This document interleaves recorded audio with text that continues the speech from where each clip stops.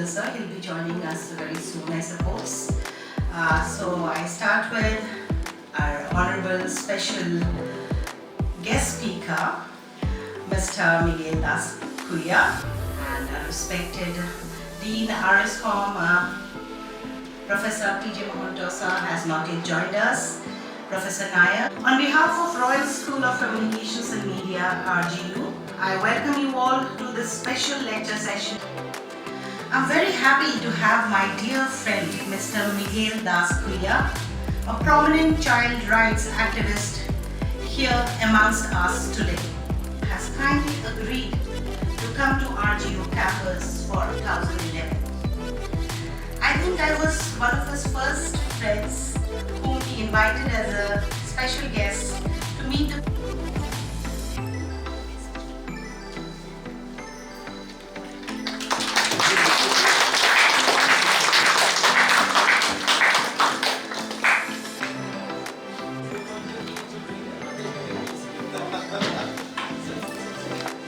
First of all, a very good afternoon to one and all present here. Honorable Vice Chancellor, Sir, Professor S.P. Singh, Sir, and our invited guest, our special guest, Mr. Miguel Das ji, of the department, Ms. Florence, and my dear colleagues and my dear students. Because I'm not supposed to speak much because we have invited an invited speaker on this special day. So all our students, even if including we people, we are eagerly waiting to listen to Mr. Das and to media. As a student of media, as a scholar of media, we know what kind of role media is playing in this society. So starting from the information to the dissemination, and starting from the collection to the, that means distribution, each and everything is being done by the media people. But how the child or how the children, they are affected by media, that is a matter of concern. Though there are pros and cons, we know it, that media, if you look at the society like Indian society, where the children are highly, influenced by media, that maybe the food habits, that maybe the lifestyles, whatever you take, media is, that means penetrated like anything in each and everyone's life. So without wasting much of time, so thank you so much, Mr. Das, for joining us, and I hope our students will be enlightened with his words. Thank you so much. Jai Hind, Jai Bharat. To present to you this beautiful शायरी. रोशनी का सफ़र है आज हमारे साथ, रोशनी का सफ़र है आज हमारे साथ, आपके आगाज़ करते हैं इस कलाम के साथ, आपके आगाज़ करते हैं इस कलाम के साथ, आपकी भरपूर नज़रबाजी के लिए शुक्रिया, शुक्रिया आपकी भरपूर नज़रबाजी के लिए। आइए सुनते हैं आपकी राहत भरी आवाज़ को साथ में। May I now request Honorable Vice Chancellor, Sir, the Assam Royal Global University, Professor Dr. S.P. Singh, Sir, to share some words of encouragement.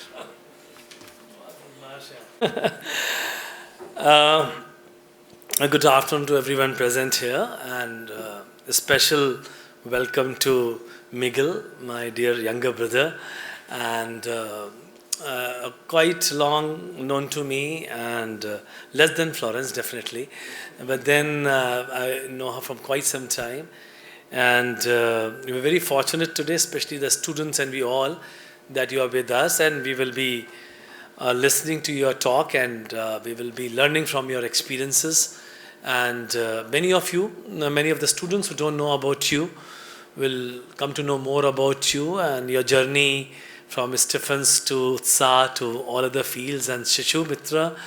And every time when I'm sitting with my friends out here, and we always appreciate and talk about Miguel and his venture.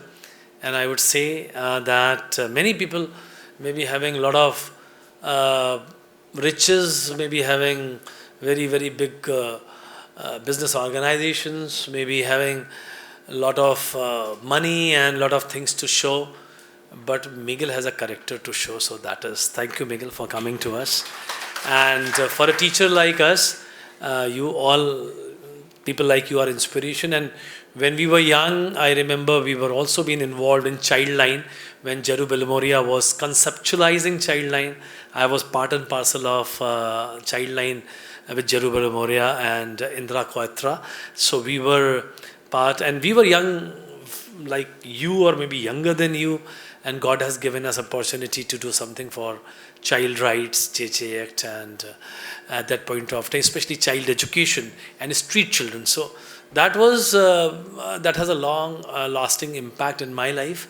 And I think the students of mass communication, if along with your journalism and mass communication profile, if you will have a side profile of social work and some work associated with that, that will make you a better journalist, better human being, and better person to be associated and understand society in a larger and bigger and clear perspective than to have your own domain and learning your own discipline. So it has to be multidisciplinary, and therefore Royal School of Communication and Media is, I'm really thankful to all of you that you have organized sort of multidisciplinary setup. And I think, but the media plays a major role in social setting nowadays, and we know, and especially social media, that plays further, major role.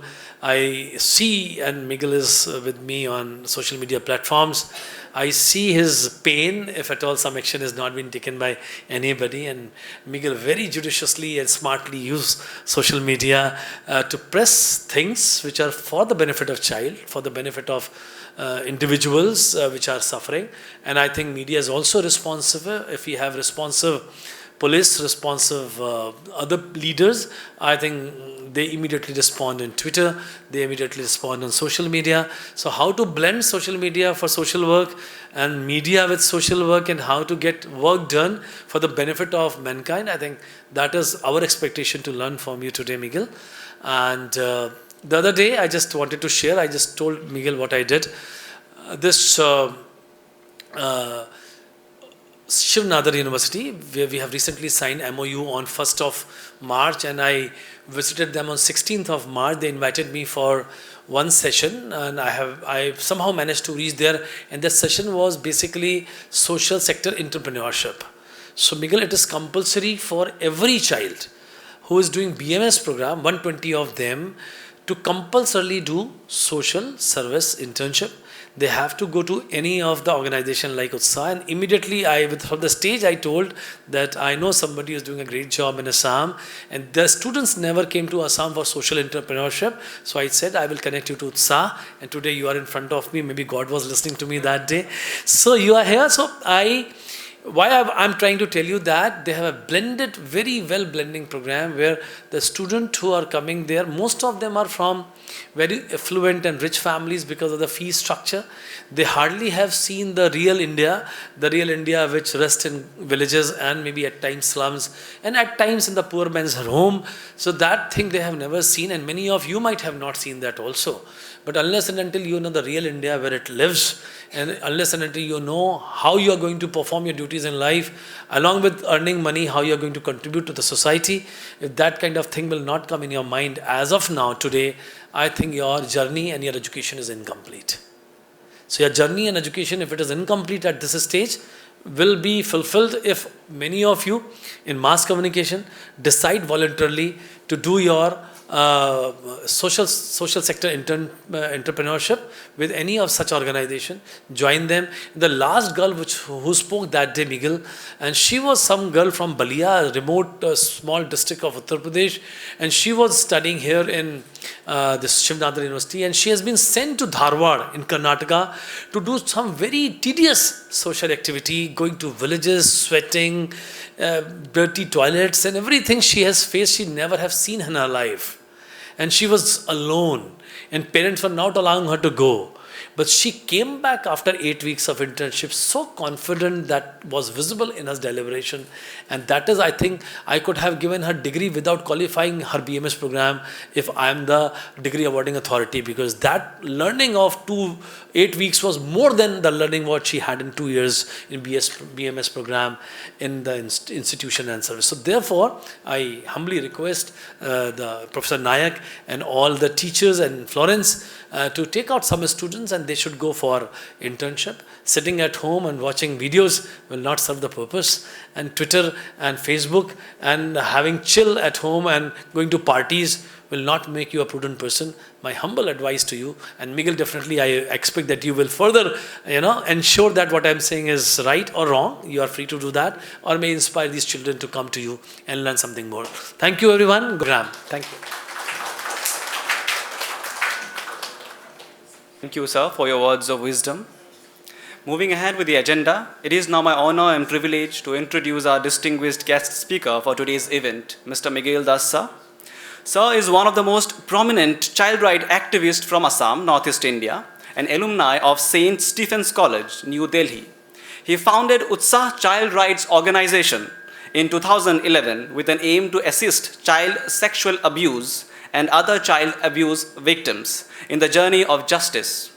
A long-time trusted partner of the Assam Police, Sir plays a central role in designing and rolling out of the Assam Police Shishu Mitra program, one of the largest child-friendly policing programs in India. An expert in the POCSO Act, JJ Act, and other child protection-related laws, Sir regularly conducts training for judges, public prosecutors, police officers, government officials, CWC members across India. With a big round of applause, I now request Sir to proceed with the session. A very good afternoon to everyone. I think, good afternoon. See, when you speak to an activist or when you are having some form of communication with an activist, you must sound active at least. So good afternoon. Good afternoon. Yes, that's how you fight for justice. All right, at the outset, I thank Royal Global University and especially the Royal School of Communications for having invited me to speak on child protection, which is a subject which is not dear to me, but almost synonymous to me. So, in northeast of India, and thanks to Vice Chancellor, Shri Sanjay Pratap Singh. He's like my elder brother, so I called him Dada outside university. Florence Handick, of course, a very dear friend for a long time. Thank you, Mr. Nayak, for speaking to me. And I also know someone, a faculty of yours, Rashmi, for a long time, because she was also working in child protection for quite some time. But anyway, without further ado and not taking a lot of your time, I understand that it's the end of the day. If I were in your place, I wouldn't have been attending this session. So I would have conveniently bunked it. But nonetheless, thank you so much for giving me your time to speak about an issue that is extremely critical in these days, the issue of child protection. What I have had in mind was, of course, a presentation. Generally, we are so accustomed to, whenever we go into a university, we take our presentations and all these technical stuff. All of media in child protection becomes very relevant, as in, like your Vice Chancellor had mentioned, that a lot of young people, not only young, everyone, is on media or hooked onto the media, rather.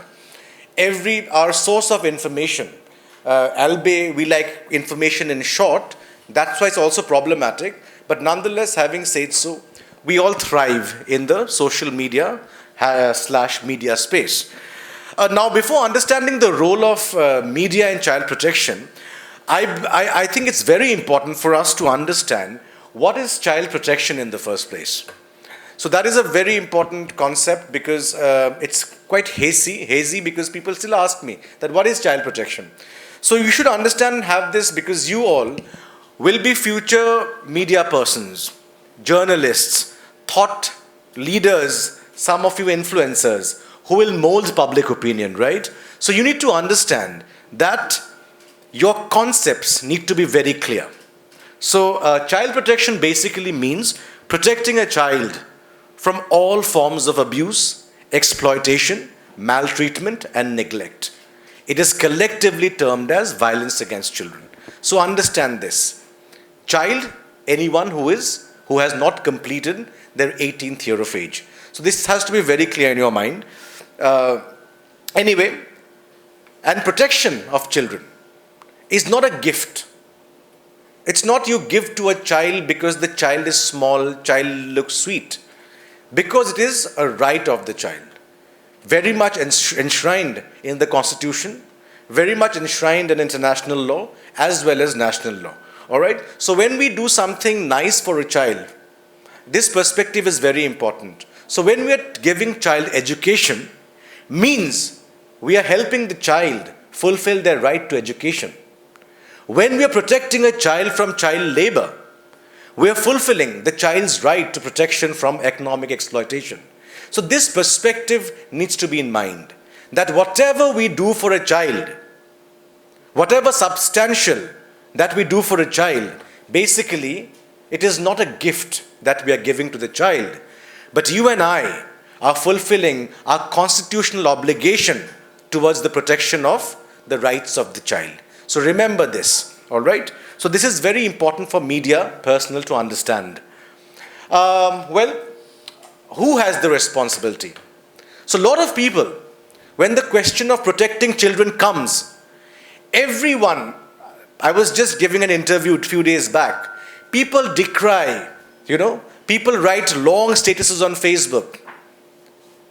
However, when you ask that person that will you go and save that child, they said, no, it's your duty. You are the child rights activist. It's the police's duty. So there is a confusion towards the fact that who is responsible for protecting children from abuse. Can you tell me?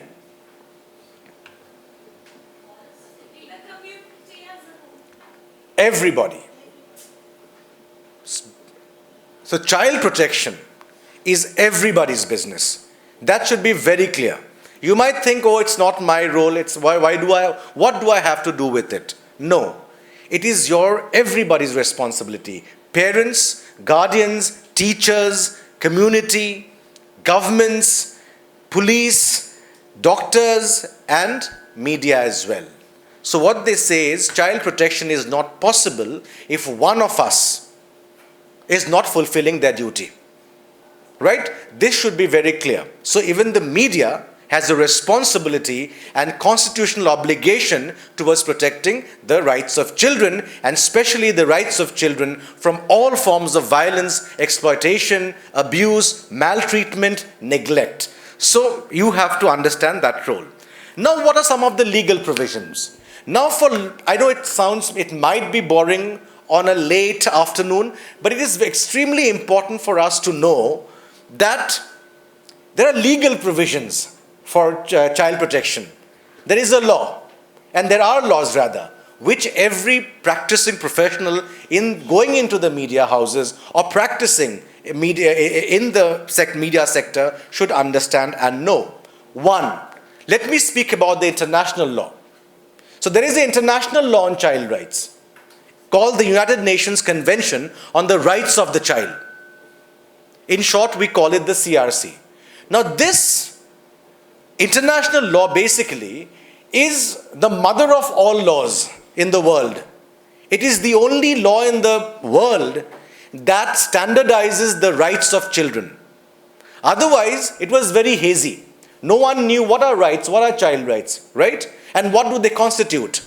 However, the Child Rights Convention, what it did was it clarified what are the rights of children globally. All right? So some of the rights would be right to non-discrimination. So every child has a right to non-discrimination.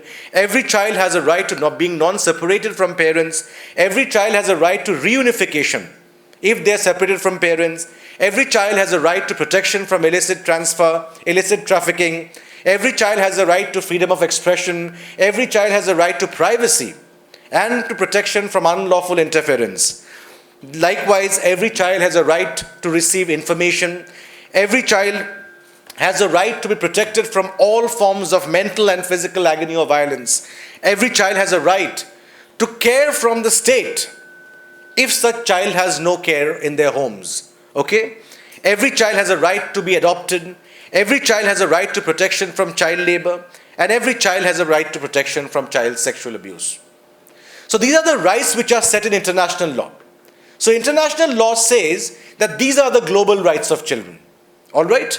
You have to keep that in mind. Now, what are the legal provisions in India? The Constitution of India. We're not going to details. I'll just touch through it.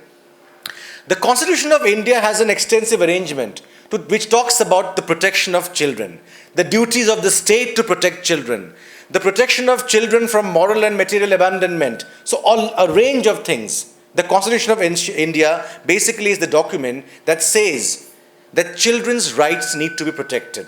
So it should be very clear in your mind that there is a constitution that guides child rights. Next, in India, we have a national policy for children by the government of India, which says that the government has made a commitment, a policy commitment, that it will do everything in its capacity to provide education to every child, to provide health and nutrition, to provide protection from abuse, exploitation, and neglect, and to ensure that at every step of decision making, children have a voice. They have a right to participation. So this is very important for future journalists to have in mind. Indian laws, other Indian laws are, we have a law on child labor, which is called the Child and Adolescent Labor Prohibition and Regulation Act, okay, which prohibits the employment of any child below the age of 14 and the prohibition of employment of adolescents from the age of 15 to 18 in any hazardous occupation. All right? Of course, there are exceptions. For example, children can work in family vocations, but at a time during their holidays or beyond school hours, in a way that does not affect their regular education schedule. Also, they can work in the entertainment arena. Like we see children advertisements, movies, we see all of that, right? So this is an exception in the law. However, no child can work beyond 3 hours. So there are just different regulations, but the Child and Adolescent Labor Act prohibits employment of children and adolescents. All right? Next is Prohibition of Child Marriage Act. Now you all probably must have heard about the child marriage campaign in Assam, right? Have you? Yes, it's huge, it's massive, the size of the campaign. The campaign basically seeks to uphold this law. So you have to know, it's called the Prohibition of Child Marriage Act, where no girl child can marry till she completes her 18th year of age, and no boy child can marry till they complete their 21st year of age. Another law would be on trafficking, on child trafficking, which includes child trafficking, would be the Immoral Traffic Prevention Act. Now this act, this law, basically criminalizes anyone who involves into exploitation of children or women as sex workers or as prostitutes, right? So this law criminalizes. This law criminalizes people running brothels. This law, however, treats children or sex workers / prostituted women as victims, all right? So this is the legal framework, basically. Now you have to understand two critical laws before we go into a more interesting part of the conversation. Is the Juvenile Justice, Care and Protection of Children Act. This is a very important act, the JJ Act. Now the JJ Act basically talks about protection of the rights of two categories of children. One are vulnerable at-risk children who are termed as children in need of care and protection. The other category are children who commit offenses, who are called children in conflict with law, right? Now this law has also sets out the legal framework for adoption. This law says that, sets out certain forms of offenses, criminalizes certain actions like illegal adoption, cruelty on children, exploitation of child employees, all of that. So this law is very important for you to understand. Now this law says that there is a certain framework while working with children in need of care and protection, vulnerable children, at-risk children, children who are victims of crime. For example, homeless children. Media people should have to know this. Homeless children, child laborers, child marriage victims, children who live in families where parents are not able to take care of children, children who are street children, children who are child beggars, children who are affected by armed conflict, children who are affected by natural calamities, children who are orphaned, children who are trafficked, children who are drug dependent, children who face parental abuse inside their own homes, missing children, and child sexual abuse victims. Basically, this law says that this is a special category. And therefore, the law says that all of these children, despite them being vulnerable, they have their dignities. Their dignity has to be protected. Their rights need to be preserved. That these children have a right to expression. That these children have a right that their best interests should be protected at all times. that these children have a right to safety. That these children, when we're talking about vulnerable children, we cannot use negative terms against them. We have to use positive terminology. They have a right to non-discrimination. They have a right to privacy and confidentiality. They have a right to information. Right? So these are the things that vulnerable children, rights that vulnerable children have and are protected in the law. All right? This is very important for you to remember. Next category are children in conflict with law. See this. Now these children, who are child in conflict with law? These are basically children, people who have not completed the 18th year of age and who goes and commits an offense. Under law, they are called children in conflict with law. So, and these children under law, their rights are to be protected. Okay? For example, why am I telling you this is for interesting for media personnel? Because one, their dignity needs to be preserved. If you see media stories, you will see sometimes they are showing these pictures of those children who are committing offenses, which is a violation of the law. If you see media people, they don't listen to children. They will give their opinions, right? But no, children have their rights too, including children who commit offenses. Their best interests need to be preserved. All these children who in conflict with law, they have a right to safety. No negative words can be used against children in conflict with law. I'll give you an example. There were at times newspapers write that this child murdered someone and police arrested this child. Under this law, you can't use the word arrest. You have to use the word apprehend. And it's a punishable offense. So years back, the case is still going on, I had registered 2 complaints against 2 very powerful media houses from Meghalaya. So what happens, and the High Court pulled them up for that. Because you cannot use adversarial terms, negative terms, even against children who commit offenses. Okay, so these are certain things which need to be kept in mind by journalists. Non-discrimination.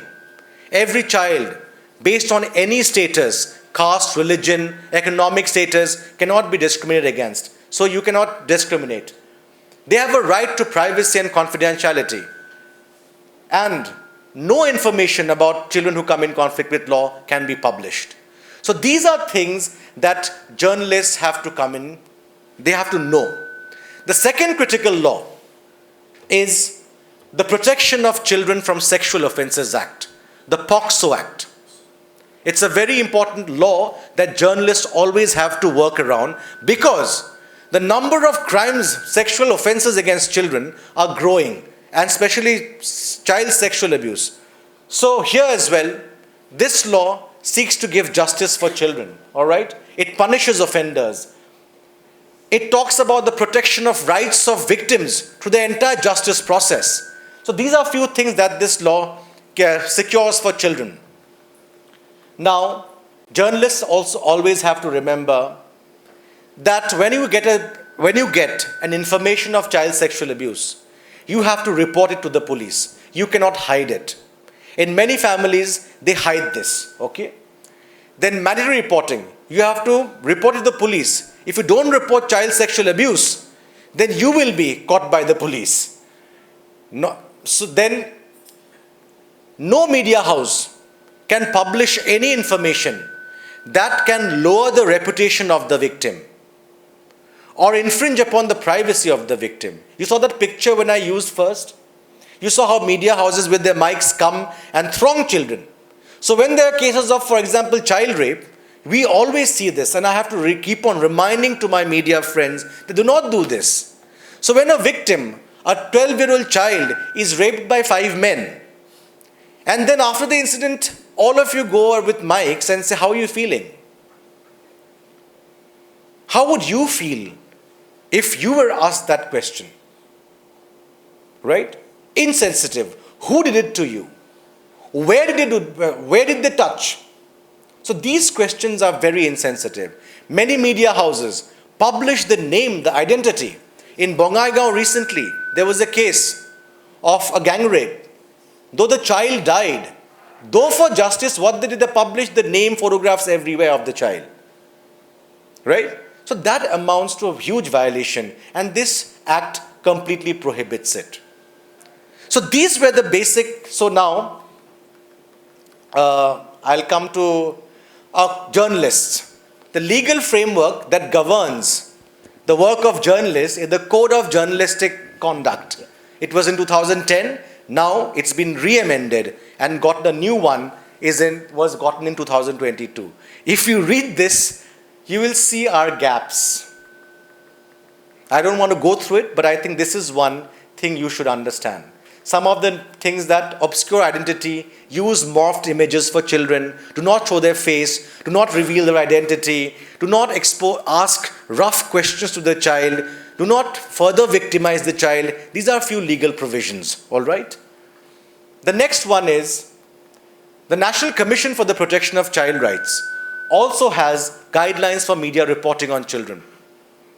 These guidelines again say the same things, that children's rights need to be protected. They need to be protected from discrimination. Media houses cannot reveal the identity of the child. We should not sensationalize children's issues. So these are a few things which the National Commission for the Protection of Child Rights have also laid out. Then guidelines, the National Human Rights Commission also has a set of guidelines. All right? Now these guidelines are same things. Do not sensationalize, do not ask weird questions, do not further victimize the child, do not show the face of the child, do not write stories that might lower the dignity of the child. All of these things, which currently might not be of interest to you, but in a few years' time, these are the things will govern, will guide your conduct on field. All right? So these are very important things one should understand. Now, what we always say, the role of the media now, interestingly. Let me start with the context, all right? Violence against children. What are the issues of violence against children? Can you tell me? Can one of you tell me? 1, 2, 3, 4, 5. Fifth girl. Yes, you. What are the issues concerning violence against children in Northeast? Yes, what's your name? Yeah. What are the issues of violence against children in Northeast of India?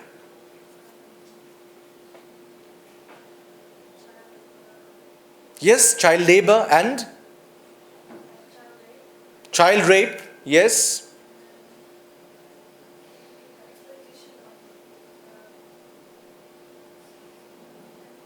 Online child sexual abuse. This is the biggest thing. Sid, thank you so much. Online, CSAN, child sexual abuse material online. These are some of the biggest issues. Last year itself, we had over 1,400 issues of child sexual abuse. Hundreds and hundreds of issues of trafficking. Small little children taken away to some brothel. And you know what they do when they take away little children to brothels? What we have seen. If a 10-year-old child who has not developed sexually, there is no sexual maturity. So they inject something called oxytocin, which gets in early menstruation, which develops the body of the child. Poor 10-year-old child. What happens to him or her? Right? Especially recently you have heard the case of a famous doctor couple. I'm currently the guardian of the children. I'm the support person. And you would be unimaginable. So there were so many problems in that case. It shows the problems of children. One, those children belong to very poor families. So there was no one to look after them, right? So poor children, poverty, children living in poverty. Secondly, children where parents didn't want to keep their children. These were children who were given up, right? They were illegally sold. They were bought for meager, small sum of money you can buy babies. So 2 babies were bought from 2 different mothers as playthings for rich family. Right? To show society, because a child completes the couple, right? The family gives you a place in the society. And then what happens? Unimaginable violence. You should know so that you can be sensitive. Trigger warning, for people who have been, you should see a counselor if you have experienced child sexual violence. Burning of private parts with hot iron. As a measure of punishment, forcefully inserting the finger into a 3-year-old child's vagina. Making the child sit on a hot pan. So this is the reality of our society. Right? This happens dime a dozen. This is just one of the cases. And it happens, it's everywhere. Violence against children is everywhere. Why? What do we think? Adults think that children are properties of parents. Children are extensions of households. Today also when we go for rescues, Rashmi went more for rescues because they were an organization, she was with an organization that does rescues. But when we did with the police, when we asked that why did you lock up your child for 8 hours not giving the child food to eat? It's a crime. The inevitable answer would be, my child, I can do anything with the child. As if the child is a property. Make the child, if the child does not do their homework, make them sit in the sun outside for 6-7 hours. And when we ask, why did you do so? Who are you to tell me anything? This is my property. I'll do anything that I feel. Now this perception the law has changed this perception. Children are not your properties. They are human beings having their own set of rights. As much of rights that I have, the child has too. Right? And we have to be able to protect it. Even in our homes. Haven't you seen the violence in our homes? Children are exposed to domestic violence dime a dozen. Parents are beating each other up black and blue. And then, when the child turns out to be violent, when the child is 13-year-old, they come to people like us and tell, please help us, give us a counselor. I don't know why my child is so violent. So we have dealt with so many such cases. Then I'll give another example. There was this case where the child has extreme violence. So the parent comes to me. We read the history. Then the child would not open up initially. But later on when the child started to tell their story, his story, it was a girl child, her story, we found out that it began with, she stole a pencil from a classmate in the classroom. She was a tiny girl. Okay? So when she stole the pencil, when she stole the pencil, she went to the child asked, give me my pencil back. She got angry and she hit the child with the hand. The teacher got to know. The teacher reported to the mother of the girl child. The mother of the girl child said, how dare you hit someone? Tap, another slap on her. The child was confused. Is hitting good or bad? You are teaching me not to hit someone by hitting me. Children are very perceptive. They're very small. They're like sponges. Whatever they see around them, they're absorbing it unknowingly. They're processing it and they're demonstrating it in their regular lives. So parents, adults need to be very, very careful of how they are behaving around their children. Parents are hurling abuses at each other. These are realities which happens in everyone's homes, I'm sure. But it's time to talk about those, right? There comes a time when you need to speak about these. Parents are hurling abuses. They expect the children not to do so. These are wrong signals. So what happens is in all families, the signal should be right. The other problem of children is in schools are bullies. Have you heard of bullies? I'm sure in college also you have bullies, right? Now, we worked very closely with bullies. Bullies have deep insecurities. And it comes with a sense of non-validation for themselves. Insecurity. Deep rooted in the family context. Either it's a family which is economically having problems. Either it's a family which is dysfunctional. Either it's a family where there is huge violence. So these children find no validation there. They come to school and they see all these smart kids. There also there is no validation. How do you validate yourself? You become the bully, you become the perpetrator.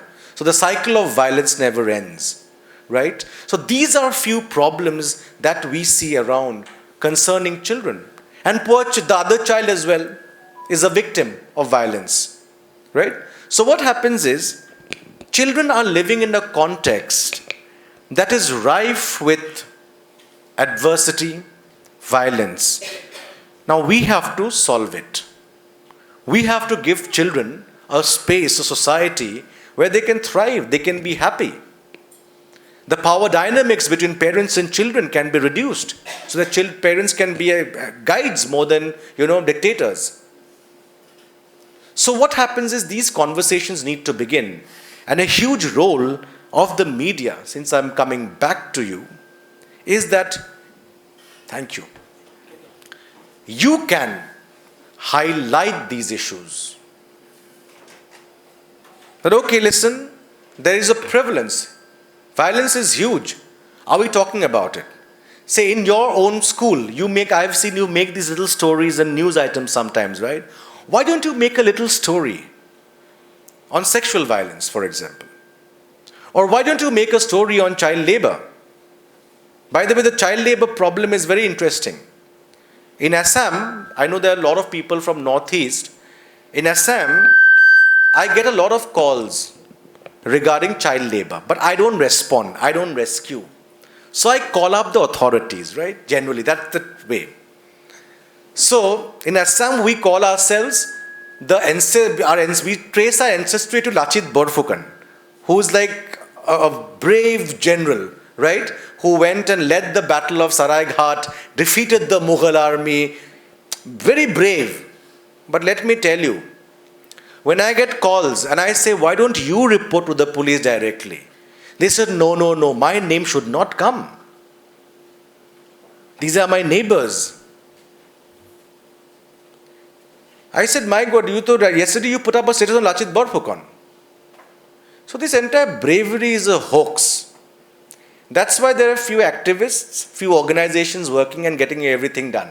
I would salute the police. Police is very brave. They are not scared. They will go out, take the criminal out and put him in jail. Our bravery only comes out where, in mobs. When we are in a group, my God, everyone go and bash up everyone. Today I have filed more than 85 FIRs on my own. Each one powerful. Each one a powerful offender. One someone from some council, one is some police, one is some bureaucrat. Now these powerful doctor couples who I am an intervener in the case. But I don't move around with a security guard. I move around alone. Unlike you guys who have 10 friends to call, I don't have. And I began very young, Florence knows. When she came first, I was a young boy who started. So there is a lack of courage, what I see. Courage is when you can take a stand on your own and not be scared of the consequences. Give your life if you have to. Because once you give your life for something which is right, you will have 20 others like you tomorrow. Everyone is so scared. That's why social media is, why do you think it's such a powerful space? Because you can nicely dole out the biggest of opinions and the most courageous of opinions by hiding in the anonymity of your screen. Go out in real. If you see a child labor next to your house, have the courage to tell them that this is wrong. You cannot do this. It's illegal. And then go and report to the police. How many of you have seen child laborers? Tell me. How many?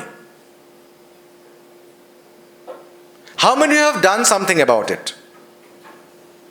Great. What's your name? Bipasha. And you?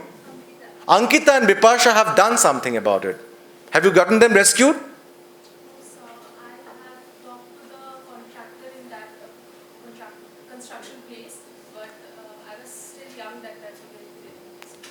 But at least you tried.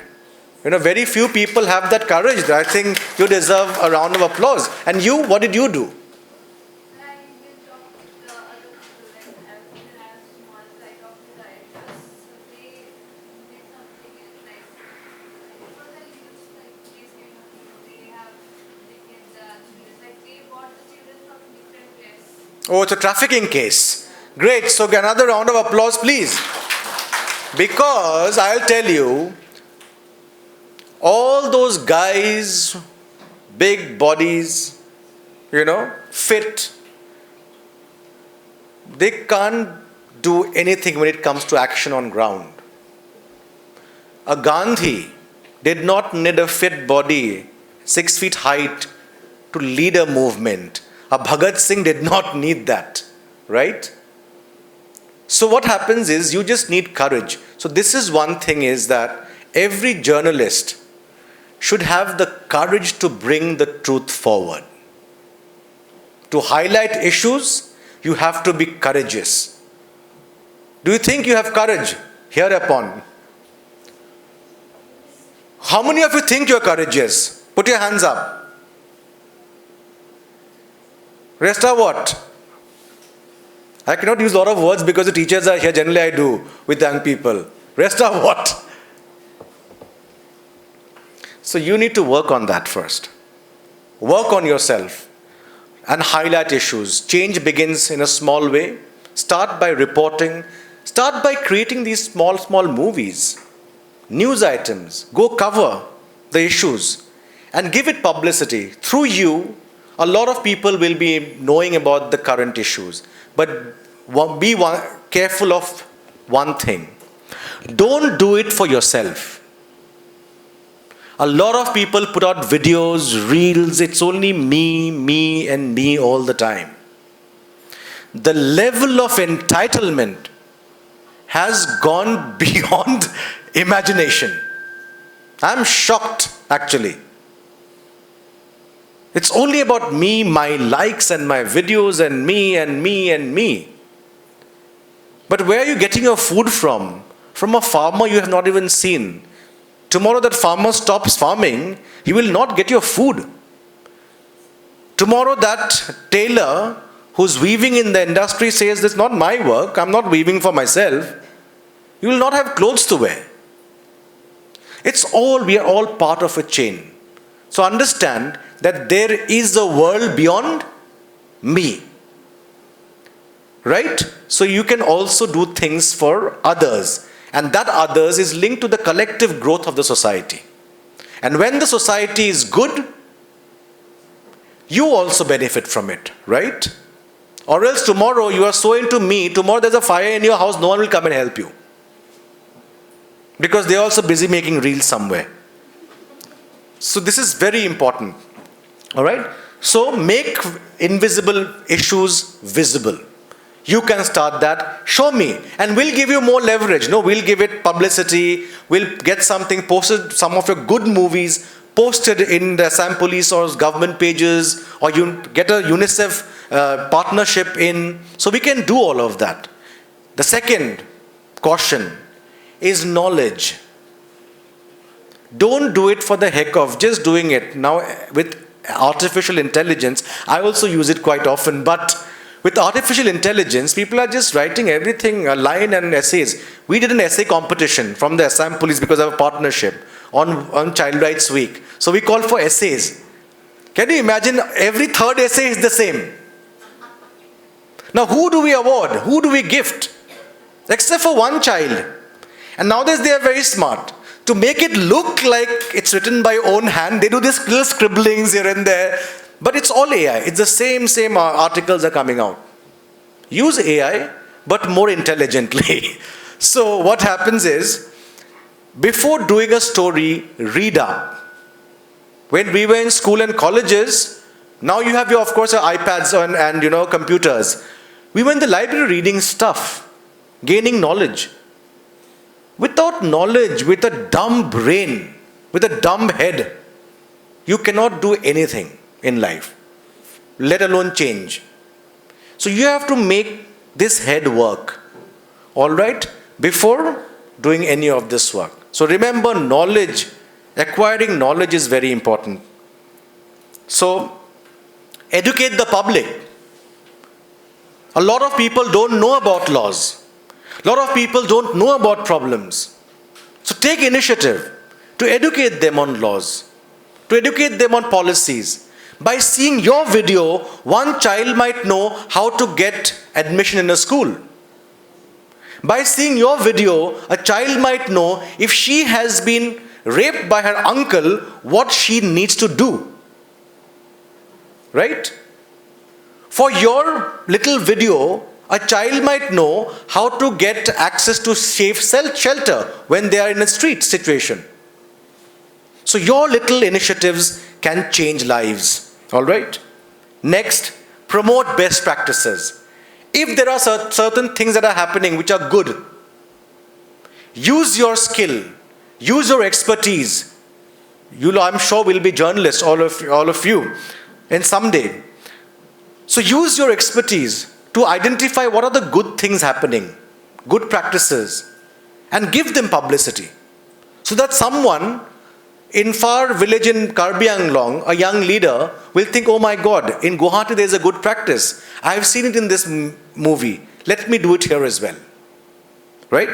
So journalists can do all of this. Advocacy and policy change, which is something very not in your stage, but yeah, nonetheless, you can change laws.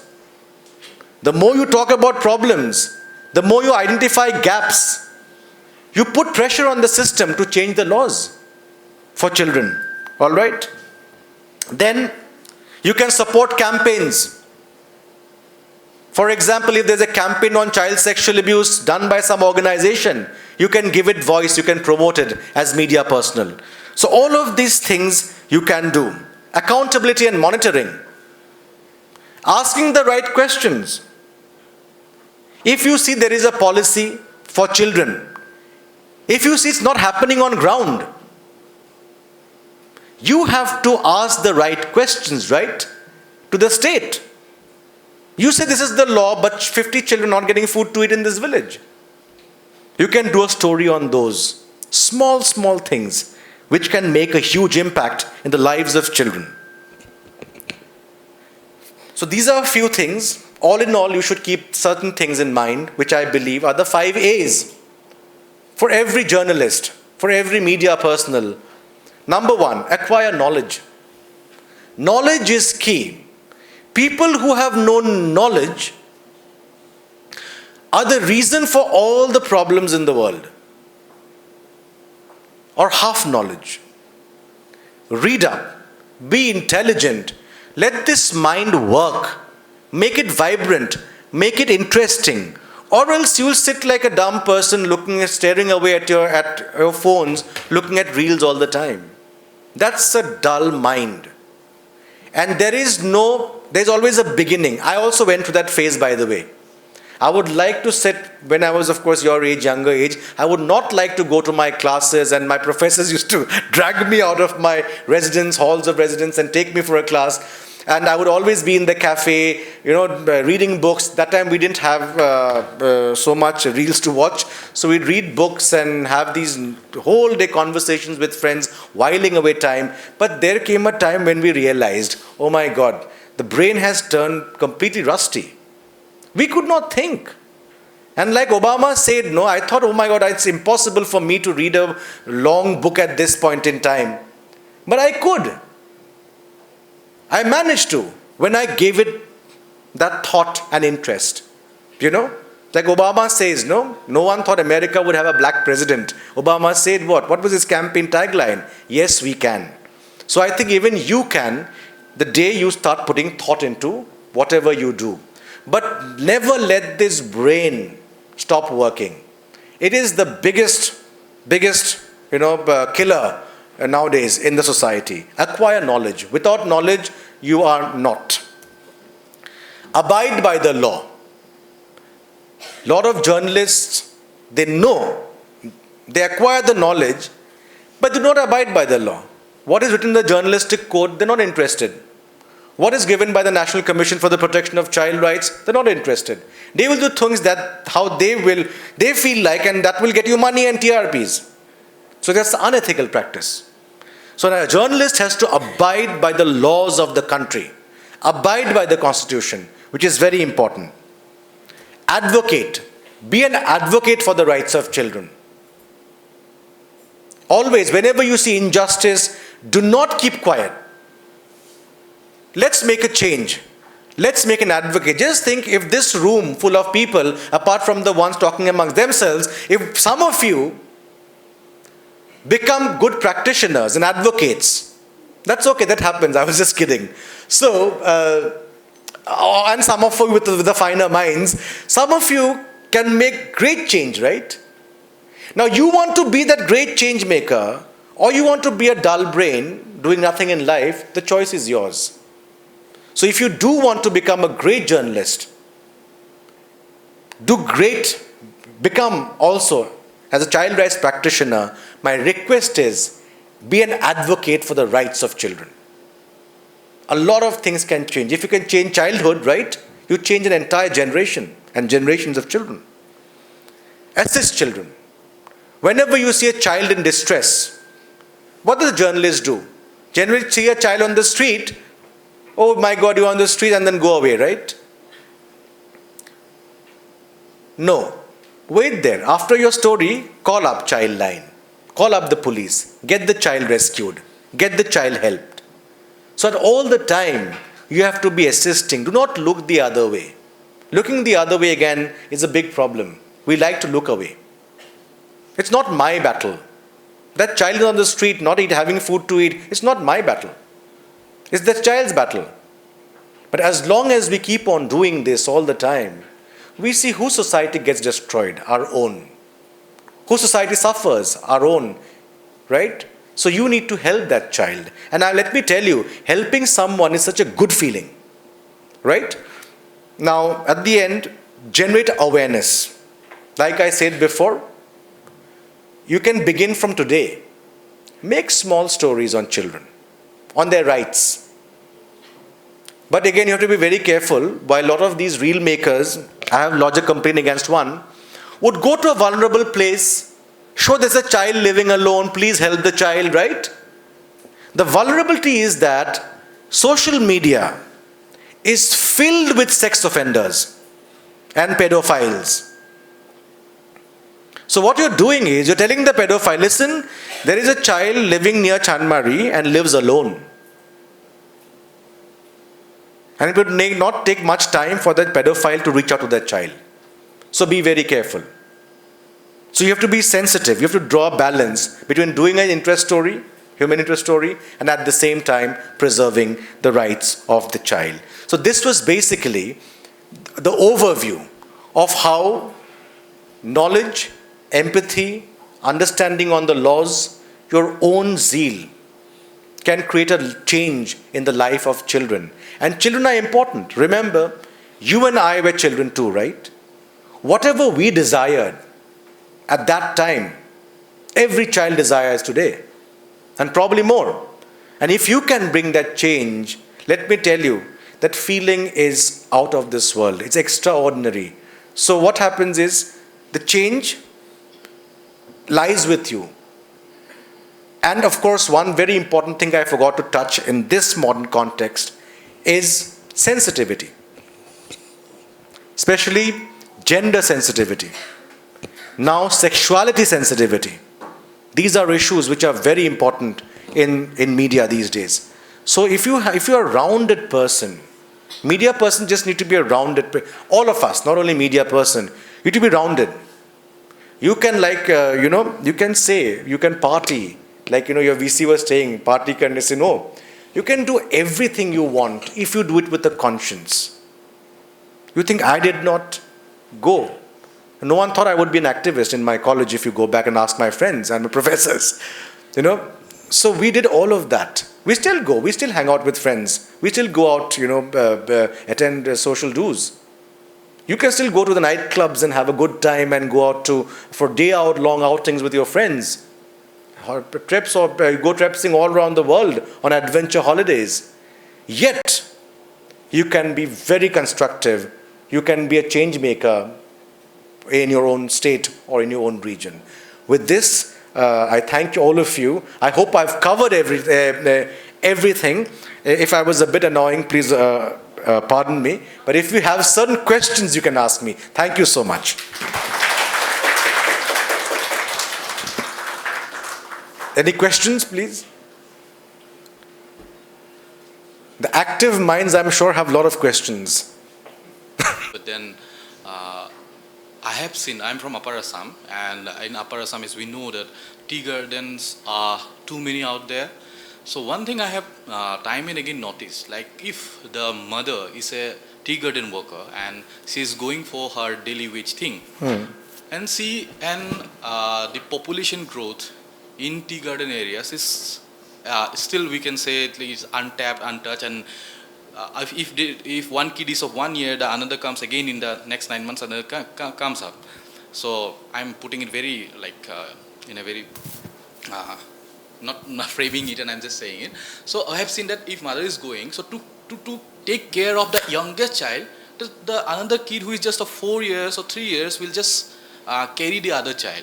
So in that circumstances, I know I have not done anything. So what can be the provisions? What can be done for them? See, the tea garden problem is huge. Okay, it is historical, political, social, economic. It's a very complex problem.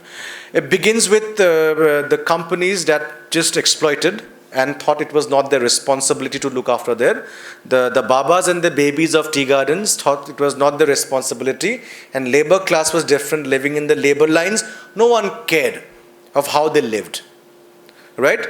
This discrimination always existed. Even it does in our society in small ways. I'll tell you how. I'm not blaming anyone. You see people do handloom work right nowadays, handloom, you know. I work in handloom, I work in textile. You've seen a lot of people, right? Now, interestingly, those people turn out to become very affluent because of the handloom and textile work. And when you go and buy a handloom work, they'll say, oh, this is very expensive, you know, it's handmade. I said, wow. So I pay a huge sum of money to buy that thing. But the one who made it, you go back to that person's house. So at every step, we have exploited the poor. It is a fact. A lot of people do. That handloom worker who makes that textile is never rich. So there's exploitation there. Likewise in tea gardens, same exploitation happens. The same exploitation happens through centuries. I mean, since the British got them here, right?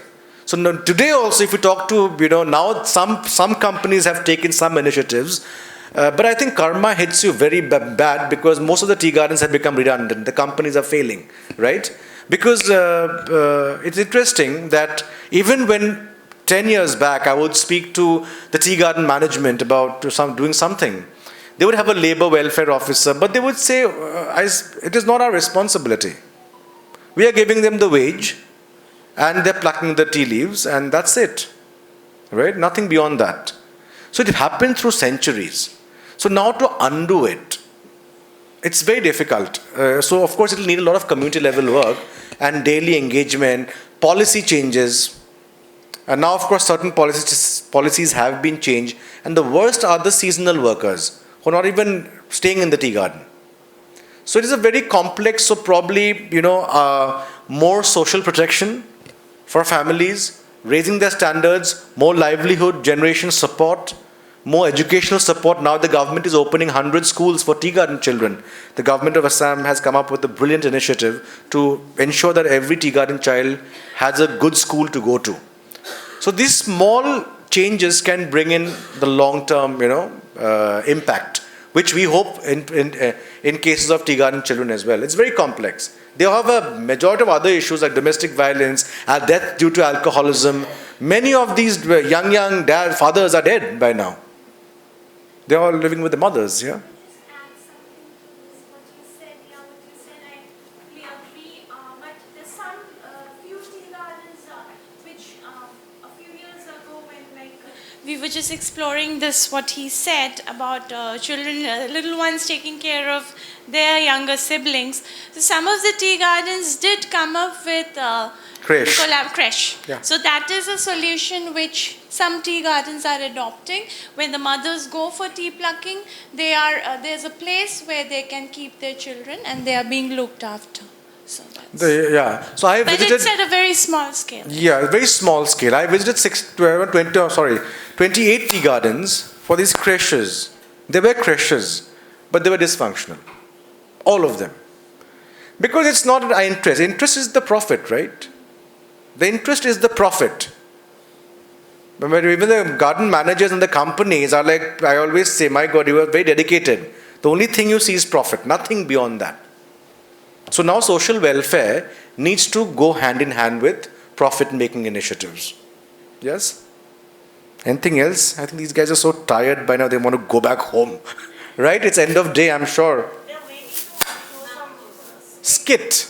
That's what you're waiting for.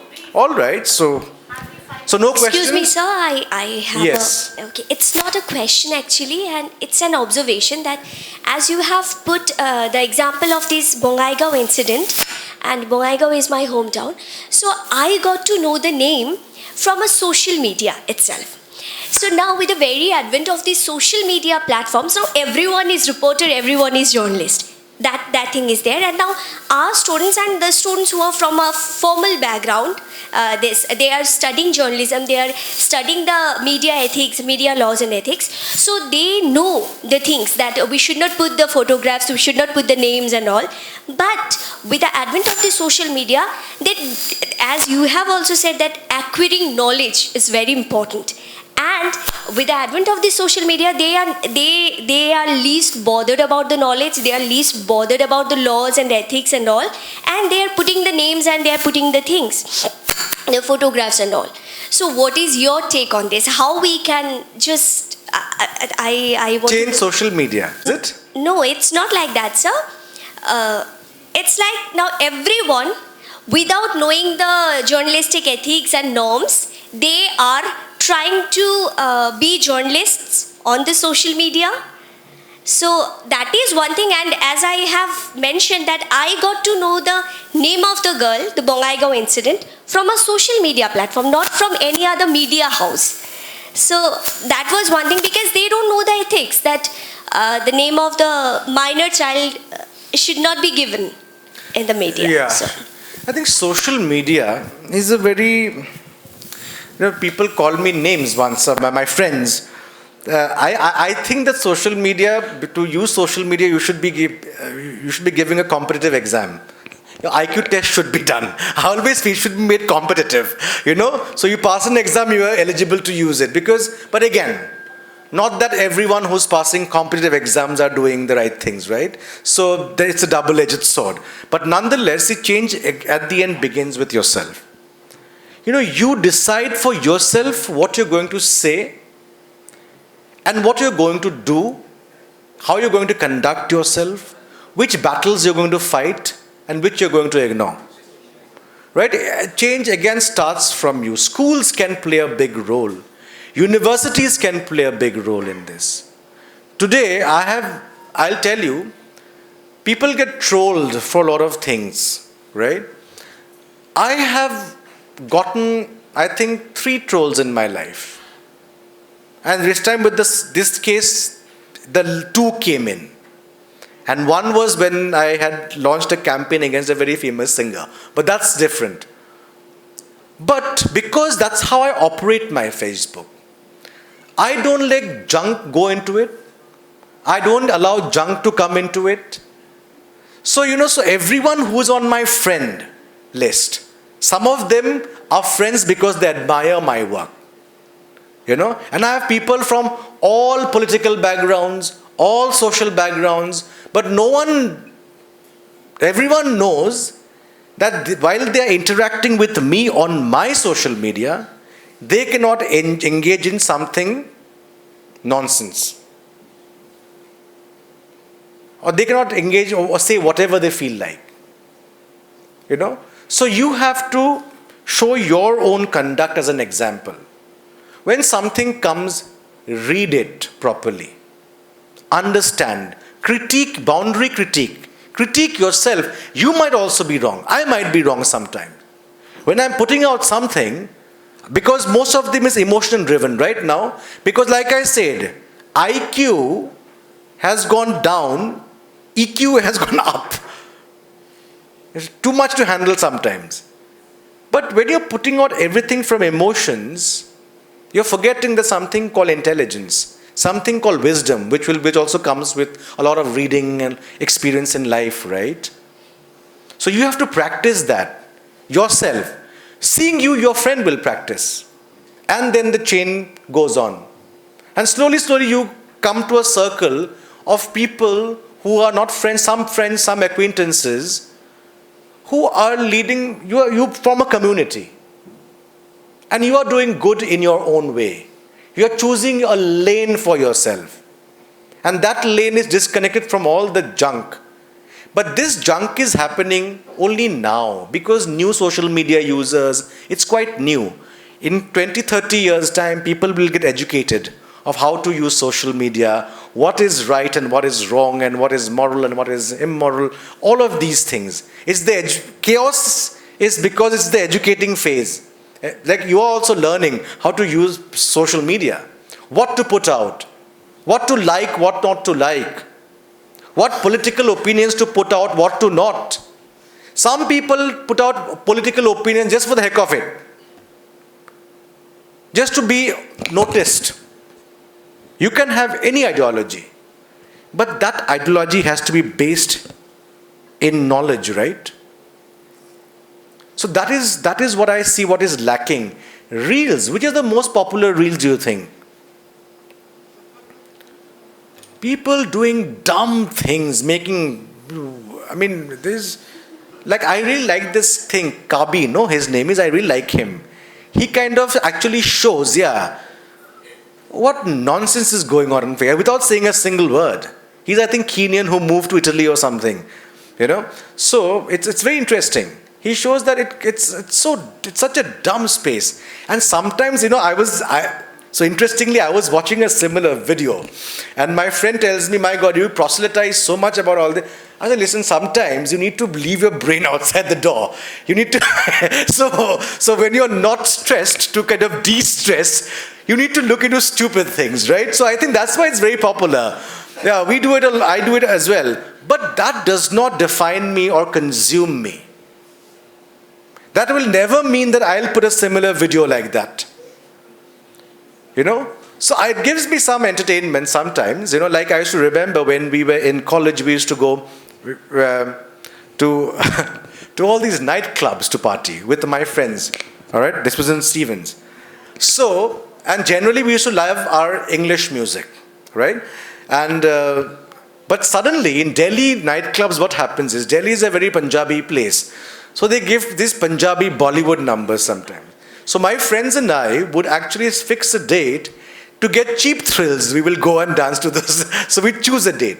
So that is to kind of leave your brain, your intellect, and to just have a good time without thinking about it. But that did not define us. We would not act stupid. We would not act dumb. We would think 10 times. We would process things and then put out or engage with someone. So it is very important for all of you to engage, think, reflect, and then give your opinion. It might be different from mine, it's okay. But you can identify the one who's ignorant and who's not just by the way they are putting out their thoughts. So it is very important for you, all of you, the younger generation, to understand, to engage, to read a lot of books. By the way, number one, read books. You don't like reading books like I do, but I also do Kindle, a lot of Kindle and iPads. But if you can do, get a Kindle for yourself. In your iPads you can read books, but read extensively. That's the only thing that can save the world, let me tell you. We don't read a lot. We even like our news in shorts, no? It's the most popular news platform. Read and read and read till you exhaust. Don't sleep till you read a book, finish a book overnight. So if you want reading lists, you can always contact me. I'll give you a good reading list. I believe I have a very good reading list. So if you do want, you can ask me. But I think the actors are like, squirming in their seats because they want to put out their skit out. So they're like, when will he stop talking? All right, great. Thank you so much. Have a great week ahead. नमस्कार मेरे प्यारे जनता, आज हम आए हैं आपकी हर एक समस्याओं का समाधान करने। हम चाहते हैं कि आप इस बार नीलाक्षी सरकार को चुनें और हमें अपना वोट दें, क्योंकि हम इस बार आए हैं आपके लिए बहुत सारी नई योजनाएं लेके, जैसे कि हर एक घरों में राशन पानी बड़े ही कम दामों में दिया जाएगा, हर एक घरों में रहेगा 24 घंटे बिजली प्रदान की जाएगी, एवं हम साथ ही अपने बहू, बेटी और बहनों की सुरक्षा के लिए हमेशा तत्पर है, और चाहे वो हो दिन या हो रात, हम रहेंगे हमेशा उनकी सुरक्षा के लिए तत्पर। तो हम चाहते हैं कि आप सभी नीलाक्षी सरकार को वोट दें। पर आप लोगों को क्या लगता है, लास्ट 2 साल में ये सुविधा हमको मिली थी? नहीं। फिर भी नीलाक्षी सरकार की जय, नीलाक्षी सरकार की जय, नीलाक्षी सरकार की जय।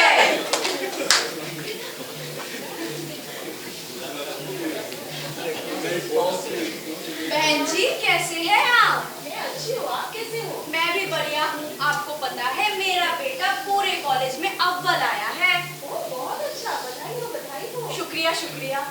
इलेक्शन आ रहे, आपको क्या लगता है नीलाक्षी सरकार कैसे होंगे? उनकी है नीलाक्षी सरकार, पिछले 2 सालों से वो जीत तो आई है। अच्छा, आपको नहीं पता पिछले हफ्ते क्या हुआ था? क्या हुआ? चलिए जानते हैं क्या हुआ था। क्या हुआ था? क्या हुआ था? क्या हुआ था? क्या हुआ था? क्या हुआ था? क्या हुआ था? क्या हुआ था? क्या हुआ था? क्या हुआ था?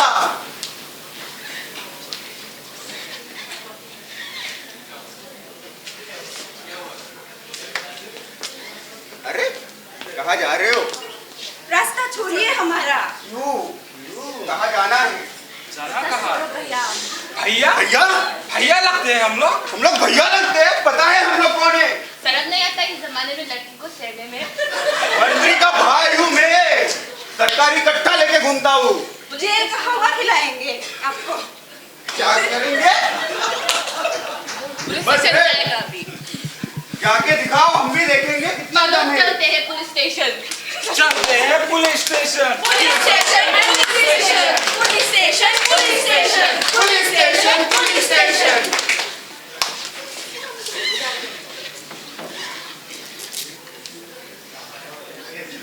मैडम जी हम अंदर आ सकते हैं? हाँ आओ, क्या काम है? मैडम जी हमको 2 लड़का, गांव का 2 लड़का हम दोनों को बहुत छेड़ रहा है, मदद कीजिए हमारा। नाम तो बताओ है किसकी इतनी हिम्मत जो इस शहर में लड़कियों को छेड़ रहा है? रोकी भाई नाम है उसका, बहुत दिनों से हम दोनों को छेड़ रहे हैं, कृपया हेल्प कीजिए मैडम जी। कृपया माफ कीजिए, मैं कुछ नहीं कर सकता, विधायक का भाई है, मेरी नौकरी चली जाएगी। तुम लोग ये चमचागिरी ही करो, शायद घर जमीन बेच के तुम लोग को ये नौकरी देखते हैं क्या होगा तुम्हारा। देखते हैं क्या होगा, क्या होगा, क्या होगा, क्या होगा, क्या होगा, क्या होगा।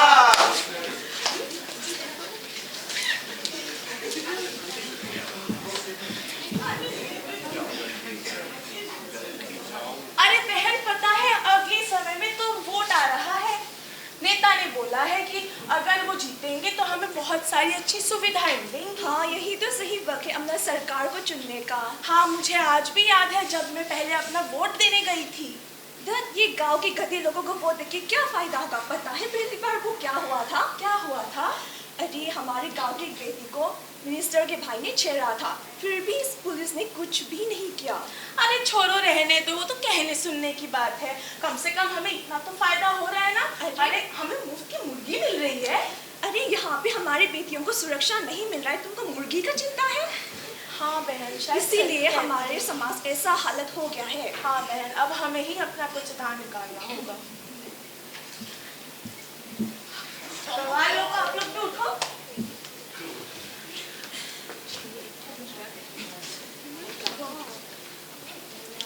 इसलिए चलिए चलते हैं वोट देने। बदलना पड़ेगा हमें अपना समाज।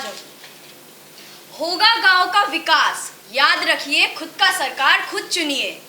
है हक हमारा सरकार चुनने का, इसलिए वोट देना है जरूरी। इसलिए देखते हैं चल इसीलिए चलिए चलिए हैं वोट देने। एक विकसित भारत के लिए चलते हैं, एक हम लोग साथ दे वोट दे के देते हैं।